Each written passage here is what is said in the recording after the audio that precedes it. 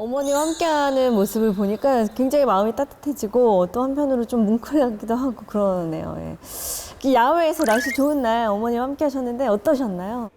찾아뵙는다고는 하지만 사실 병원에서 이렇게 외출을 하시긴 참 힘드시거든요. 날 좋을 때 좋은 곳에 가서 예쁜 추억도 만들고 맛있는 것도 먹고 사진도 찍고 저는 진짜 너무너무 행복했었습니다.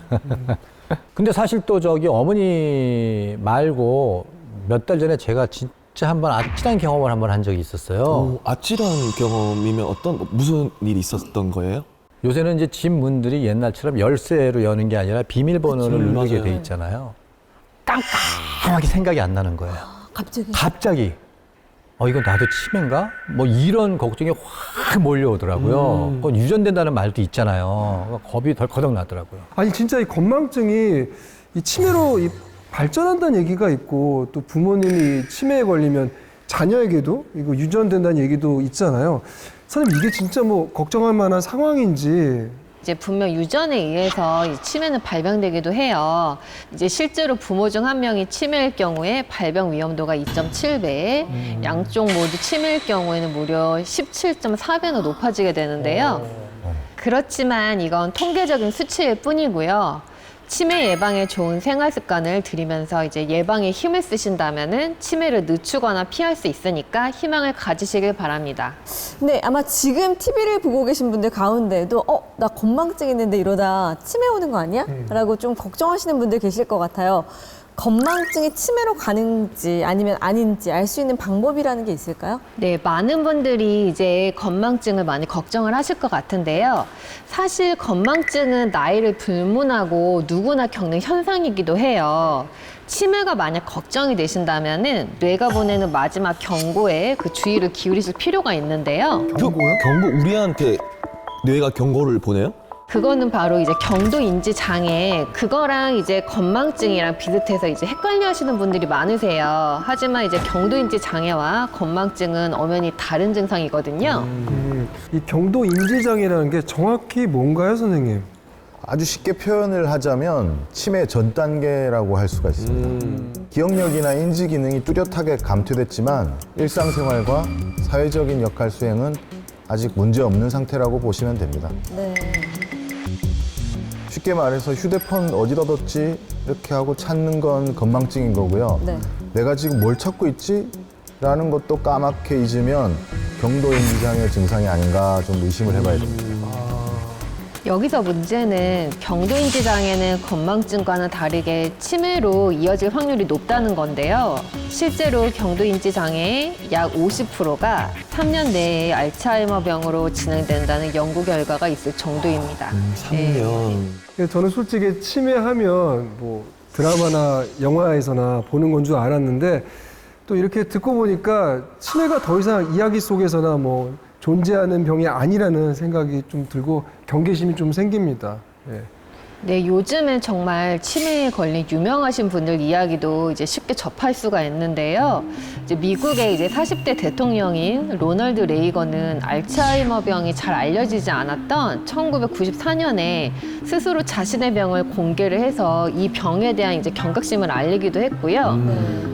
이처럼 치매는 많은 분들이 피하기 힘든 질환이 됐는데요. 보건복지부에 따르면 올해 예상되는 국내 치매 환자 수는 100만 명에 이른다고. 100만 명에 이른다고. 100만 명? 100만 명이요? 그런데 더 충격적인 것은 이 숫자가 점점 더 늘어나고 있다는 건데요. 2050년에는 치매 환자가 노인 인구의 15.9%를 차지해서 300만 명이 넘을 것으로 예상이 됩니다. 그런데 의학이 점점 이렇게 발달하고 있는데도 불구하고 뭐 이렇게 치매 환자가 늘어나는 이유가 대체 뭘까요? 올해 초에 발표된 연구를 좀 주목해 볼 필요가 있는데요.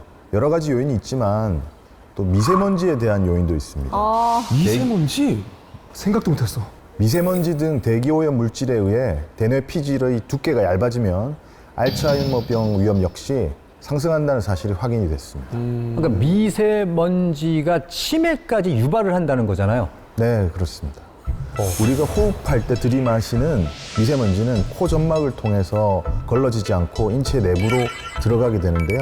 뇌에서 신경염증을 일으키고 결국은 기억, 학습 능력 등과 관련이 있는 대뇌가 위축이 돼서 치매를 유발할 수가 있습니다. 아니 치매가 대기 오염물질의 영향까지 받는다는 건 진짜 오늘 저도 처음 몰랐어요. 알았어요. 그런데 안타깝게도 치매를 유발하는 원인이 더 있습니다. 많은 분들이 이제 관리하고 계실 질병이기도 한데요. 흔히 우리가 쓰리고라 묶어서 부르기도 하죠. 당뇨, 고지혈증, 고혈압 같은 성인병을 갖고 계신 분들 역시 치매 예방에 더욱 주의를 기울이셔야 합니다. 먼저 고지혈증이나 당뇨가 있으면요, 혈관에 나쁜 찌꺼기들이 쌓이게 되는데, 당뇨가 있으면 알츠하이머병은 1.5에서 2배, 혈관성 치매 발병률은 2배에서 3배 정도 증가한다고 합니다. 또 고혈압이 있는 경우에는 혈액의 압력이 고강도로 혈관벽을 계속 치게 되는 현상이 반복적으로 나타나잖아요. 그러다가 뇌로 가는 혈관이 막혀서 터지거나 혈액 공급에 지장이 생기면서 뇌졸중을 유발하게 됩니다. 네, 실제로 그 뇌졸중은 뇌 조직을 이제 손상시키게 돼서 혈관성 치매의 원인이 되는데요. 혈압이 20 높아지면 혈관성 치매의 발병 위험이 61%나 증가한다는 연구 결과도 있습니다. 아니 근데 치매가 이렇게 다양한 원인으로 인해서 발병하는 줄은 정말 몰랐거든요. 물론 치매는 노화에 의한 질병인 것도 맞습니다. 우리의 뇌가 나이가 들면서 뇌 부피, 즉 뇌의 용적률이 줄면서 치매 발병 위험이 커지는데요. 특히 30세 이후부터 뇌가 점점 쪼그라들기 시작하기 때문에 뇌 건강 관리에 신경을 써주는 게 중요합니다. 이해를 돕기 위해서 사진을 준비해 봤는데요. 20대의 뇌는 꽉 차 있지만 80대는 뇌 윗부분이 까맣게 비어 있는 것을 볼 수가 있죠. 네네네. 확실히 그 왼쪽보다 오른쪽 뇌에 까만 부분이 좀 많이 보이네요. 네, 그렇습니다. 7, 80대가 되면 20, 30대에 비해서 뇌 부피가 남성은 최대 15.9%, 여성은 최대 14.5%까지 줄어들게 되는데요. 왼쪽은 보통 성인의 뇌고요. 중간은 치매 초기, 오른쪽은 치매 말기 환자의 뇌 사진인데요. 치매가 진행된 뇌일수록 까맣게 빈 부분이 많이 보이죠. 네, 이렇게 뇌가 쪼그라들 때 우리 뇌에서는 베타 아밀로이드라는 독성 단백질이 뇌 세포에 엉겨붙어 쌓이게 되고요. 그로 인해서 기억력에 문제를 일으키게 되는 것입니다. 네, 그래서 나이가 들수록 뇌 건강 관리를 해주셔야 하는 건데요. 이렇게 뇌 부피가 줄어들면 신경세포의 핵심인 수상돌기 또한 손상되기 때문입니다. 젊은 해마의 수상돌기는 그물망처럼 사방으로 형성돼서 뇌에서의 정보 전달이 빠르게 진행이 되는데요. 노화로 인해서 뇌 신경세포가 감소하면 줄기가 점점 짧아지고 밀도 역시 떨어지게 됩니다. 이렇게 되면 신경 전달 속도가 느려지고 뇌가 제대로 기능하지 못하게 되는 거죠. 그러면은 결국 인지 능력이 떨어지게 되고 건망증을 넘어서 치매까지 올 수 있습니다. 뇌 건강 관리에 대해서 강조하고 계시는데 우리 뇌는 어떻게 관리를 해줘야 하는지 정말 너무 궁금합니다. 도와주세요, 선생님. 네, 앞에서 이제 베타 아밀로이드라는 그 나쁜 단백질이 뇌에 쌓이면은 치매를 유발할 수 있다고 말씀을 드렸었어요. 이제 이럴 때 이제 두뇌 발달에 도움이 되는 성분을 충분히 섭취를 해주게 되시면은 뇌 건강 관리에 이제 도움을 받을 수도 있거든요. 오, 그럼 치매 예방을 먹는 것으로 할 수 있다는 네, 얘기인가요? 그렇죠. 어떤 걸 먹으면 우리가 도움을 받을 수 있을까요? 아까 김정은 씨가 어머니께 챙겨주셨던 포스파티딜세린을 챙겨 드시는 것이 좋습니다. 이것은 콩인 대두에 포함되어 있는 성분인데요. 대두에는 두뇌 발달과 혈행 개선에 도움을 주는 레시틴이 풍부하게 들어있습니다. 이 레시틴은 뇌세포의 30%를 차지하는 주 성분으로서 뇌 기능에 아주 중요한 역할을 하는데요. 그 주요 성분이 바로 포스파티딜세린인 겁니다. 그러면 이 콩을 먹으면 자연스럽게 포스파티딜세린을 섭취할 수 있겠네요? 그런데 이제 문제는 뇌 건강 관리를 위해 필요한 포스파티딜세린의 일일 섭취 권장량인 300mg을 우리가 콩으로 채우게 되면은 무려 15kg 정도는 이제 드셔줘야 된다는 콩을 이게 바로 15kg 요? 역가만 아닙니까? 15kg 요? 네. 그래서 이 콩만으로 섭취를 하기보다는 대두에서 추출한 포스파티딜세린을 섭취하면 보다 손쉽게 뇌 건강 관리에 도움을 받을 수 있습니다. 아하. 근데 이제 궁금한 게 하나가 있는데요. 제가 이제 어머니 케어하면서 포스파티딜셀린에 대해서 좀 알게 돼서 저희 챙겨 먹고 있는데 사실 우리가 의학적인 정보까지 알기 힘들잖아요. 그렇죠. 이번 기회에 좀 확실히 알아가고 싶은데 좀 설명을 좀 부탁드리겠습니다. 네, 우리 뇌세포는 외부 공격으로부터 이제 손상을 받지 않도록 뇌세포막에 둘러싸여 이제 보호를 받고 있어요.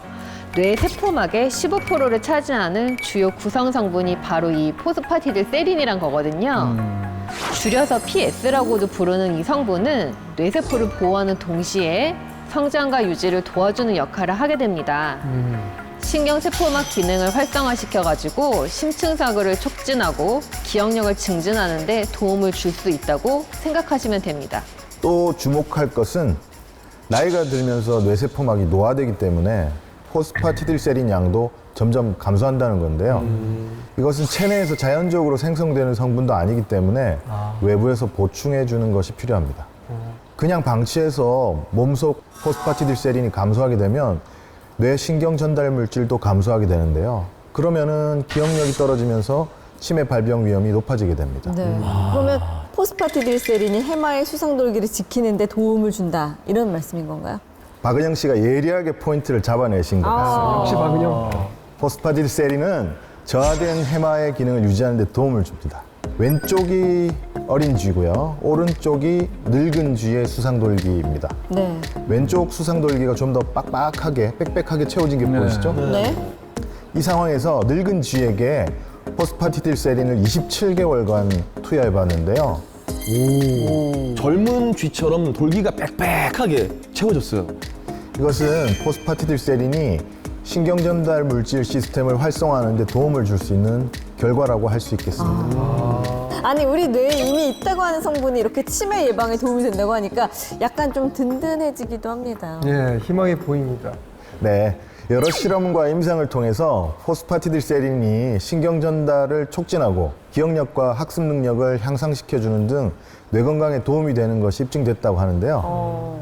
그래서 미국 FDA와 우리나라의 식품의약품안전처에서도 포스파티딜세린을 노화로 저하된 인지력을 개선하는 데 도움이 되는 기능성 원료로 인정하고 있다고 합니다. 실제로 이제 치매에 걸린 59세 여성에게 하루 500mg씩 이제 3주 동안 포스파티딜세린을 섭취하게 한 실험이 있었거든요. 그 결과 뇌가 활성화된 거를 이제 확인할 수 있었는데요. 이것은 포스파티딜세린이 바로 치매 진행 속도를 늦추는데 이제 도움을 줄 수 있다는 것을 의미한다고 네, 이제 볼 수 있는 거죠. 또 다른 연구에서는 65세에서 78세 노인 15명에게 12주간 포스파티딜세린을 이제 300mg을 또 이제 섭취를 해보게 했는데요. 네, 학습 인지력이 11%, 안면을 이제 인식하는 능력이 25.6%, 이름과 얼굴을 연계해서 인식하는 능력은 무려 42.6%나 이제 상승했다는 결과가 네, 나타났습니다. 와, 그 치매는 그 완치가 없는 병이잖아요. 네. 근데 이런 치매를 케어하는 가족 입장에서 속도를 늦추는데 도움을 줄 수 있다라는 그런 말씀만 들어도 제가 가슴이 좀 이렇게 좀 벅차오르네요. 네. 아까도 제가 이제 말씀드렸지만 치매 발병 전에 마지막 경과와도 같은 골든타임이 되는 증상이 아까 바로 말씀드렸던 경도인지 장애잖아요. 포스파티딜세린은 이런 경도인지 장애에도 이제 도움이 됩니다. 실제로 경도인지 장애가 있는 노인 80여 명을 대상으로 포스파티딜세린을 6개월 동안 이제 섭취를 하게 한 실험이 있었거든요. 그 결과 기억 능력이 개선된 결과를 나타나기도 했습니다. 선생님 말씀 드리니까 앞으로도 이 포스파티딜세린을 좀 잘 챙겨 먹어야 되겠다라는 생각이 들기는 하는데 네. 혹시 섭취할 때 뭐 주의해야 될 점이라든가 이런 게 있을까요? 네, 포스파티딜세린의 일일 섭취 권장량인 300mg을 지켜주시는 게 좋고요.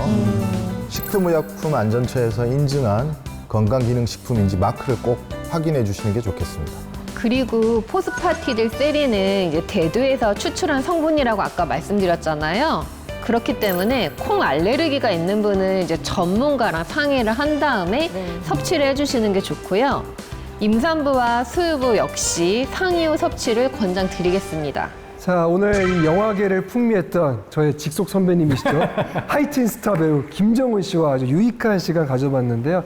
선배님 오늘 어떠셨어요? 아, 저 진짜 너무 좋았습니다. 모처럼 어머니와 외출도 하고 같이 좋은 시간도 보내고 또 건강 체크도 하고 그래서 저한테는 진짜 너무너무 유익한 시간이었던 것 같습니다. 네네. 왜냐하면 저도 살면서 이제 선생님이랑 이렇게 한 앵글에 나온다는 자체가 저도 굉장히 좋은 추억 한 장을 아유, 감사합니다. 얻어가는 것 같아서 너무 영광입니다.